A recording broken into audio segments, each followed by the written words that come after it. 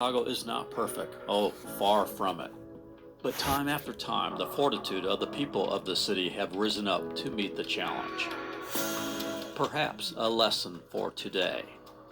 In this video, we are going to show Chicago by drone, by helicopter, by bike, by the L, and by kayak, as well as take a quick trip back in history to see how the Chicago spirit has overcome obstacles to become an epicenter of business and a travel destination for over 60 million visitors a year. Could decisions from its local government be chasing away its people? So come with us as we explore Chicago, from the north side to the south side and downtown, and experience for yourself both the good and the bad. The spirit of Chicago.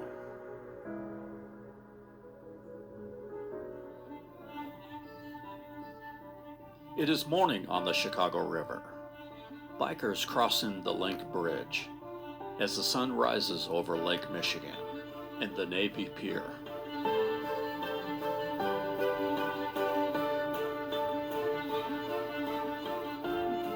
It's another beautiful day in the Windy City, the sunlight reflecting on its skyline. The Willis Tower, the nation's tallest building, with the exception of One World Trade Center in New York.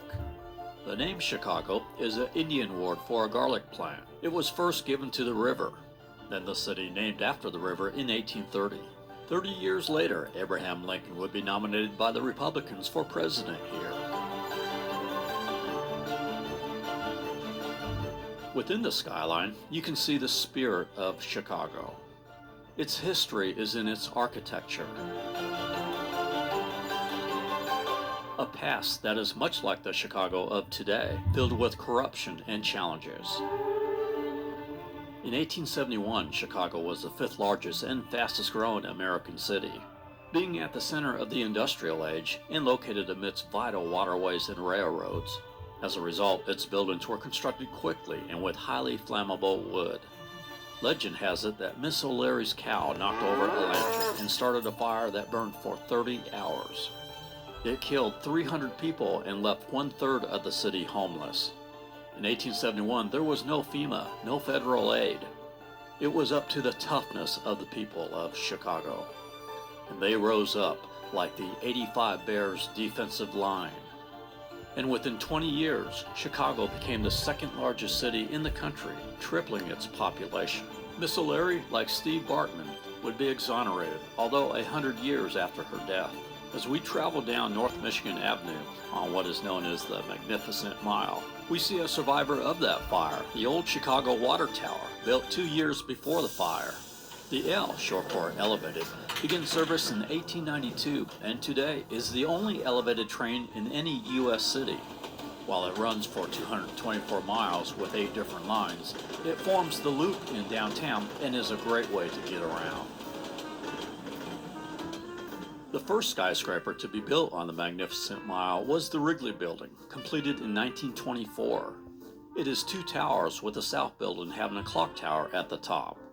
At nighttime, it glows with its sparkling white terracotta exterior. A year later, across the street from the Wrigley Building, the neo-Gothic Chicago Tribune Tower opened up. It is currently being converted from an office building into condominiums. Should be completed this year.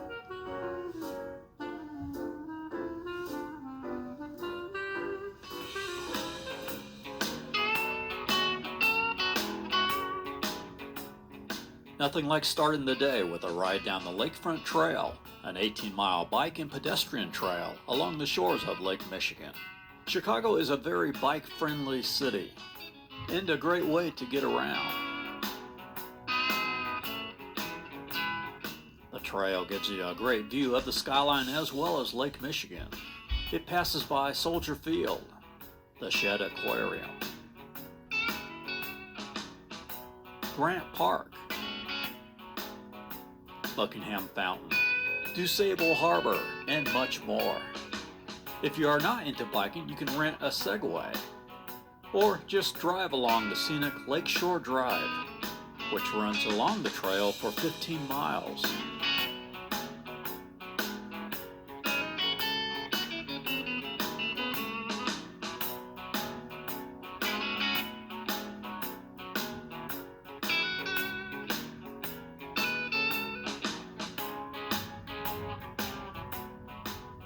The Chicago River, you might say, is what put this city on the map.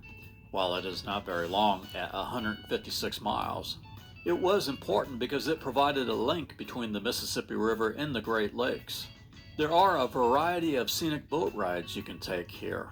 Or what I recommend is to rent a canoe from Urban Kayaks. About $30 per hour per person, well worth it.